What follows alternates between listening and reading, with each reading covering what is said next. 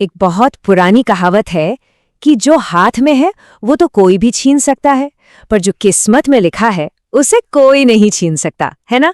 आज की कहानी बिल्कुल इसी बात को सच साबित करती है। तो चलिए आज एक ऐसी विरासत की कहानी सुनते हैं। एक ऐसी दौलत जिसे पहले तो किसी ने पूछा तक नहीं, फिर उसे गवा भी दिया, और जब जब आखिर में उसकी असली कीमत समझ आई तो एक इंसान की पूरी जिंदगी ही पलट गई। तो कहानी शुरू होती है एक महान विद्वान आचार्य त्रिपाठी से और उनके इकलौते बेटे अर्पण से।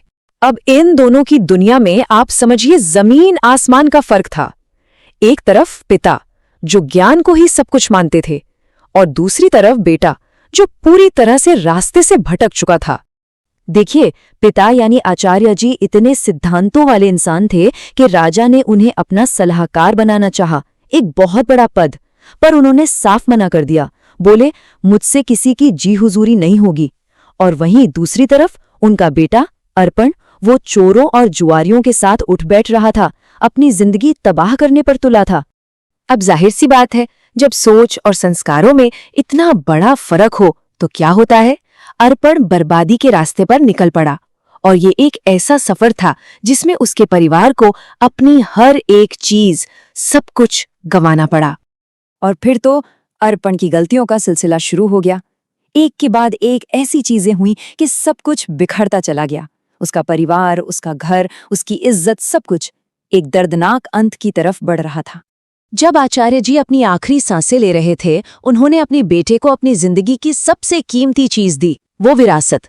लेकिन सोचिए, अनपढ़ अर्पण के लिए वो क्या था? वो ज्ञान का खजाना, वो बेशकीमती किताब, उसके लिए बस कागज का एक बेकार टुकड़ा थी, इससे ज्यादा कुछ नहीं। अब अर्पण बेघर, बेसहारा एक जंगल में भटक रहा था, और यहीं पर किस्मत ने अपना खेल दिखाया। कुदरत ने कुछ ऐसा किया कि उसके पिता की सालों की मेहनत की असली कीमत एक बिल्कुल अजनबी इंसान के सामने आ गई।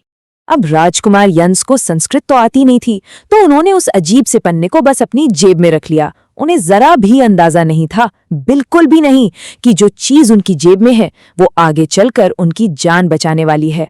और देखिए, कुछ ही देर बाद राजकुमार को एक खतरनाक कबीले ने पकड़ लिया, और सिर्फ पकड़ा ही नहीं, अपनी देवी को बलि चढ़ाने के लिए चुन भी लिया। अब तो मौत बिल्कुल सामने खड़ी थी। ऐसे में उन्होंने अपनी आखिरी उम्मीद के तौर पर एक गुजारिश की। और कमाल देखिए, उस एक पन्ने पर लिखे श्लोकों में जैसे कोई जादू था। उन शब्दों ने सीधा कबीले के लोगों के दिल पर असर किया। उन्हें अपनी भयानक गलती का एहसास हुआ, और जानते हैं क्या हुआ? उन्होंने न सिर्फ राजकुमार को जिंदा छोड़ा, बल्कि हमेशा हमेशा के लिए मानव बलि की उस क्रूर प्रथा को भी छोड़ दिया। जब राजकुमार यंस अपने राज्य वापस पहुंचे तो उन्होंने ऐलान करवा दिया कि उस किताब का एक एक पन्ना हजारों सोने के सिक्कों के बराबर है, और बस पूरे राज्य में उस बेशकीमती किताब की खोज बड़े जोर शोर से शुरू हो गई। एक तरफ तो ये सब हो रहा था, और दूसरी तरफ अर्पण बेचारा इन सब बातों से बिल्कुल अनजान, भूखा प्यासा भटक रहा था। और किस्मत उसे खींचकर कहाँ ले आए?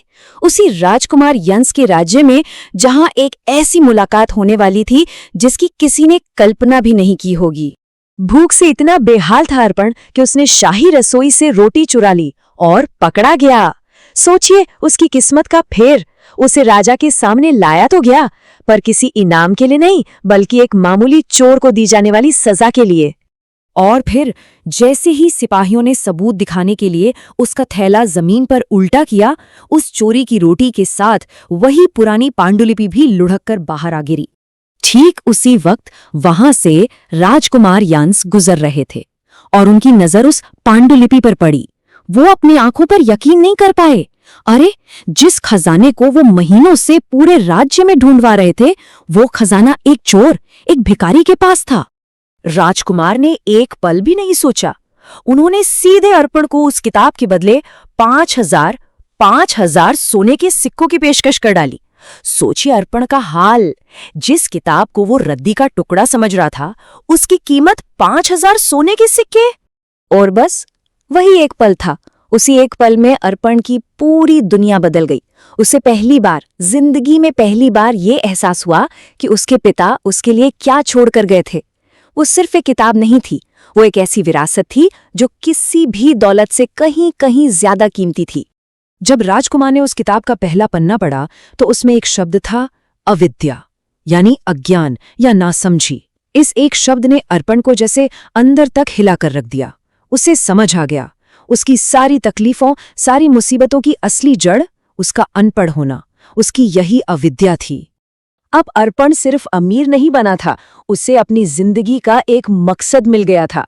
उसने तय किया कि वो इस दौलत को अपने ऊपर खर्च नहीं करेगा, बल्कि इसका इस्तेमाल करेगा अज्ञान को मिटाने के लिए, ताकि कोई और बच्चा उसकी तरह ठोकरें ना खाए। तो अर्पण के इस सफर ने, जो बर्बादी से शुरू होकर एक सार्थक जिंदगी तक पहुंचा, हमें एक बहुत बड़ी बात सिखाई कि असली दौलत वो नहीं है जो हमारे हाथों में है, बल्कि वो है जो हमारे दिमाग में है, हमारी समझ में है। ज्ञान ज्ञान ही वो सच्ची विरासत है जिसे दुनिया की कोई ताकत हमसे नहीं छीन सकती। तो ये सदियों पुरानी कहानी आज हमारे लिए भी एक सवाल छोड़ जाती है। जरा सोचिए, हमें भी तो विरासत में कितना कुछ मिला है, ज्ञान, अवसर। हम उनकी कितनी कद्र करते हैं? वो कौन सा अनमोल ज्ञान है जो शायद हमारे पास ही है और हमारी जिंदगी को पूरी तरह बदल सकता है?